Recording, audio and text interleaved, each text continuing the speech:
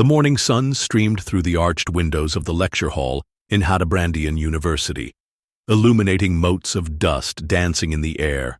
Students, a mix of humans, elves, half-elves, a scattering of gnomes, and even a halfling or two, filed into the cozy space, their chatter filling the room with a lively buzz. At the front, Professor Alaric Merriweather, a human with a kind face etched with smile lines and hair the color of aged parchment, stood poised before the chalkboard. In his hand, a piece of chalk moved with practiced ease, sketching a simple yet evocative symbol, a door ajar. As he drew, the chalk seemed to come alive with magic, the lines glowing faintly, and the image emanating a soft golden light that spilled out from the door's threshold as if a real hearth fire warmed the room from within. Welcome, everyone. Professor Merriweather's voice, warm and resonant, cut through the chatter.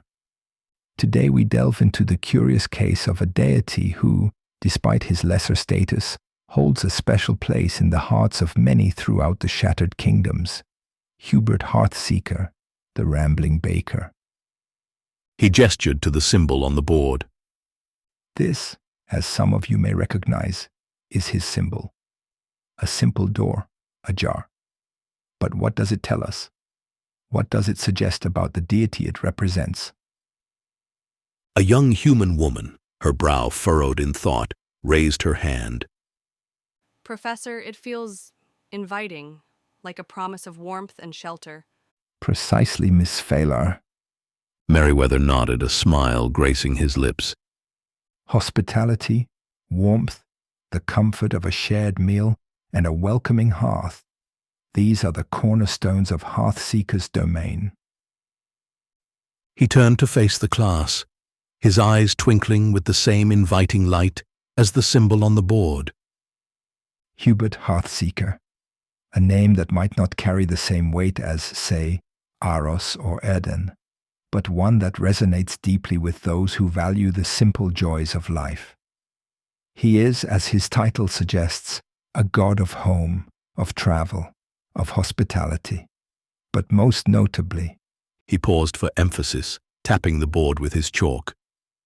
He is the god of food, with a particular fondness for breads and cakes. A ripple of laughter spread through the room. A burly half-elf chuckled. A god after my own heart, then. Professor Merriweather beamed. Indeed, and perhaps that's part of his charm, isn't it? Hearthseeker isn't a god of grand pronouncements or earth-shattering miracles.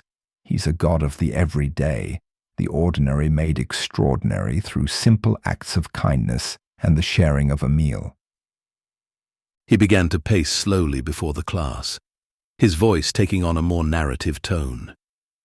His story is not one of cosmic battles or ancient feuds, but of a journey through the shattered kingdoms, not as a conqueror or a ruler, but as a humble traveler. He chose the form of a halfling, a race known for their love of simple pleasures and strong community bonds, and walked among the people. Professor, a young gnome piped up. Why a halfling? Was that significant?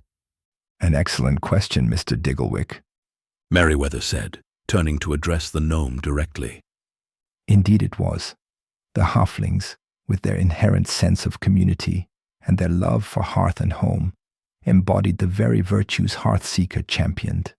He found among them a kindred spirit, a reflection of his own divine essence. He taught them, yes, but he also learned from them. He learned the joy of a shared meal, the comfort of stories told by the fire, and the unparalleled delight of halfling baking. He paused, a wistful look in his eyes. It's said that no celestial feast could rival the taste of a halfling's honey cake, baked with love and shared with a generous heart. These experiences, these simple joys, became part of Hearthseeker's portfolio, expanding his divine influence to encompass not just the concept of home, but the very act of creating it, wherever one may roam. So he's a god of wanderers, then? A human student asked. In a way, yes, Merriweather confirmed. but also a god of those who welcome wanderers. His followers are a diverse lot, halflings, of course, but also bakers, innkeepers, travelers, storytellers. Anyone who understands the importance of a warm meal, a safe haven, and the bonds forged through shared experiences. He gestured broadly. Hearthseeker teaches that a home's warmth extends beyond its hearth. It resides in the open door, the extra seat at the table, the willingness to share what you have, no matter how meager. He encourages his followers to explore the world, yes, but also to spread kindness, to share their meals, and to gather tales of their travels to share around the fire, fostering those connections that make us all part of something larger than ourselves. A thoughtful silence settled over the room as the students absorbed this information. Then, a sharp, elven voice broke the quiet. Professor, what about his enemies? Surely a god of such gentle pursuits wouldn't have any. Merriweather's smile faded slightly, replaced by a more somber expression. Even the gentlest of deities can find themselves opposed. Hearthseeker's enemies are those who sow discord and isolation, who thrive on the miseries of the road and the coldness of estrangement. Those who embody greed, theft, and the desolation of the soul. Ruthless bandit lords who prey on vulnerable travelers. Heartless nobles who shut their gates to the needy. Shadowy cults that practice exclusion and hoard their blessings. These are the antitheses of Hearthseeker's ideals. He met the gaze of each student in turn. His tenets are simple, yet profound. Offer warmth to all who seek shelter. Share in the bounty of the table, especially, He added with a twinkle in his eye. if that bounty includes freshly baked bread or a particularly delicious cake. Embrace the journey, cherish the stories you gather, and strive to build a hearth and home wherever you roam, creating a sense of belonging for yourself and for others.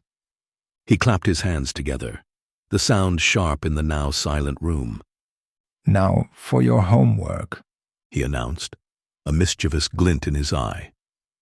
I want each of you to seek out an act of Hearthseeker's influence in your own lives. It could be a shared meal with loved ones, a kind gesture from a stranger, a moment of unexpected hospitality. Observe it, reflect upon it, and be prepared to share your findings in our next session. Perhaps bake a cake, for example. You will find I have a fondness for them, as did Hearthseeker. Class dismissed. As the students began to pack their bags, their chatter rising once more, Professor Merriweather watched them go, a gentle smile on his face. The symbol of the open door still glowed softly on the chalkboard, a silent testament to the enduring power of simple kindness in a complex world, the magical light a beacon of hope and warmth. He had planted a seed today, a seed of warmth and hospitality. He hoped, in time, it would blossom into something truly beautiful.